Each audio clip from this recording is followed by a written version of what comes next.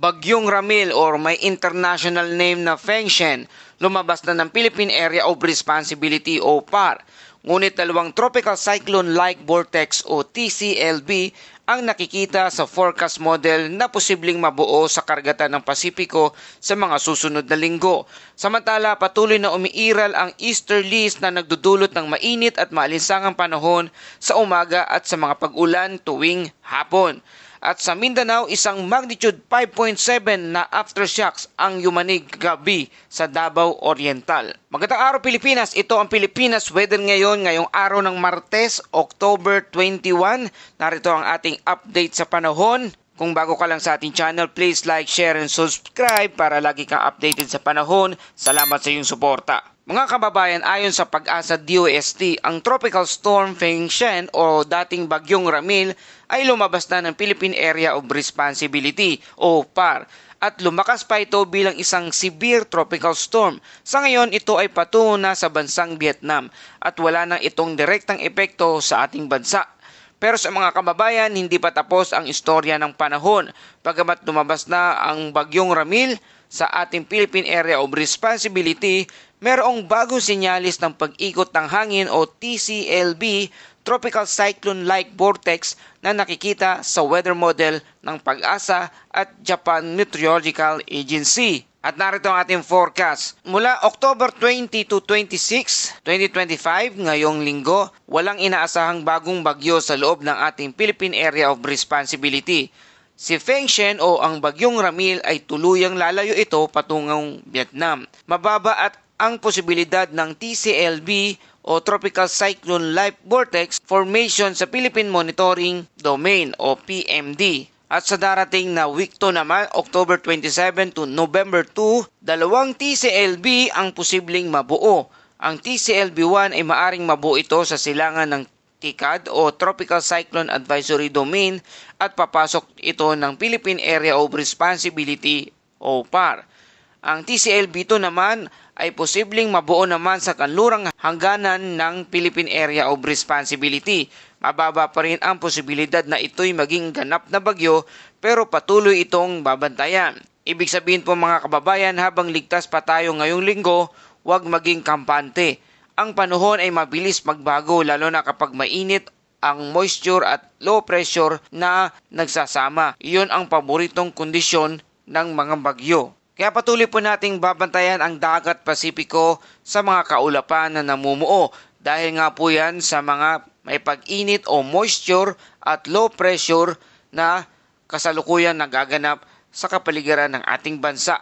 At sa mga ganitong pangyayari, ito ang mataas na tsansa na magkaroon ng bagong pagbuo ng mga kaulapan o bagyo sa paligid ng bansa. Ito ang paboritong kondisyon ng mga bagyo, ang init at moisture at low pressure na kung saan pag nagkasama-sama dito nabubuo ang mga panibagong bagyo. At para sa ating weather outlook sa buong bansa, sa lugar ng Batanes, maulap na langit, kalat-kalat na pag-ulan at pagkidlat at may posibleng flash flood at landslide.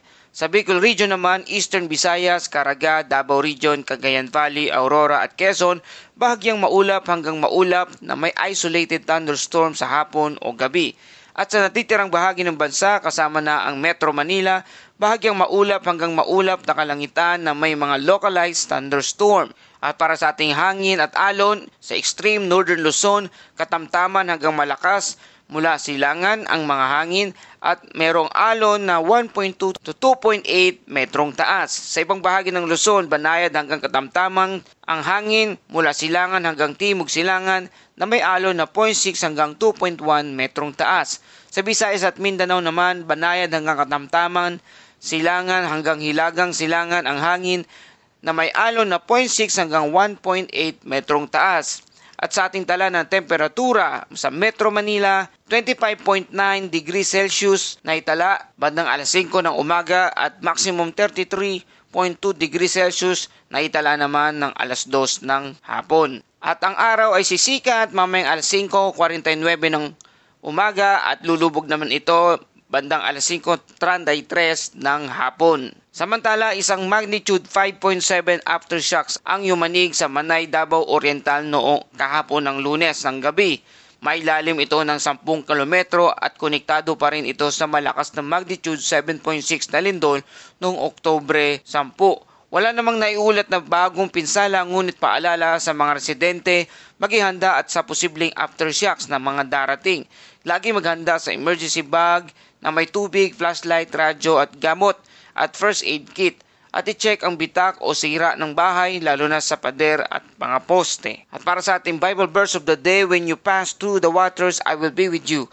And when you pass through the rivers, they will not sweep over you. Mula sa Isaiah 43 verse 2, kahit sa gitna ng unos, lindol o panganib, ang Diyos ay laging nariyan, hindi niya tayo iniiwan. Sa bawat pagsubok, siya ang ating kalakasan. Mga kababayan, kung babalikan ang kasaysayan, ang pangalang Feng Shen ay ginamit na rin noong 2008, isang bagyong naging napakalakas. Tinaguri ang Typhoon Feng Shen or Frank na nagdulot ng malawakang pagbaha at trahedya sa Visayas, lalo na sa Panay at Iloilo. Mahigit 1,300 katao ang nasawi noon, kabilang na ang trahedya ng MV Princess of the Stars na lumubog sa Sibuyan Sea. Kaya kapag narinig natin ang pangalang Feng Shen, ito'y paalala na huwag baliwalain ang mga weather updates. Ang bagyo, kahit mahina sa una, ay pwedeng lumakas bigla-bigla. At narito ang ating safety reminders para sa lahat ng ating mga kababayan sa buong bansa. Kung may paparating na sama ng panahon o bagyo, maghanda ng flashlight, radyo at extra batteries. I-charge ang cellphone bago pa man mawalan ng kuryente. Alamin kung saan ang pinakamalapit na evacuation center. Kapag may malakas na pag-ulan, iwasan ang paglabas kung hindi kailangan. Huwag tumawid sa baha kahit mababaw dahil maaari itong may malakas na pag-agos. I-check ang bubong at alulod para iwas tagas o pagbaha sa inyong lugar. Kung nakatira naman sa malapit sa baybayin, bantayan ang abiso ng storm surge o biglaang pagtaas ng alon. Lumayo sa dalampasigan kapag may abiso ng strong winds. Para sa malapit sa mga bulkan o fault line, iwasang tumira sa paanan ng bulkan, maghanda ng face mask laban sa abo.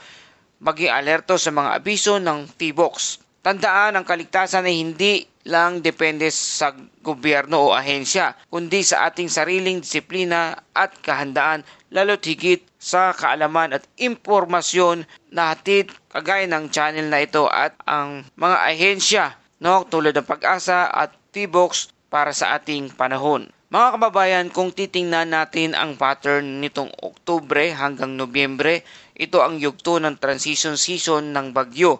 Minsan akala natin tapos na ang bagyo pero biglang may sumusulpot ng low pressure area o TCLB sa silangang Pasipiko.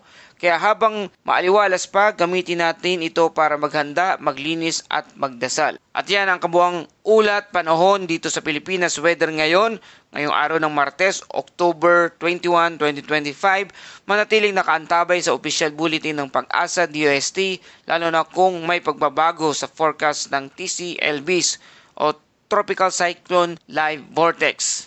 Mga kababayan, sa panahon ng unos, kaalaman ang sandata at pananampalataya ang lakas. Ito ang Pilipinas weather ngayon na lagi nagpapaalala, maghihanda, magiligtas, magi-alerto, ingat tayong lahat.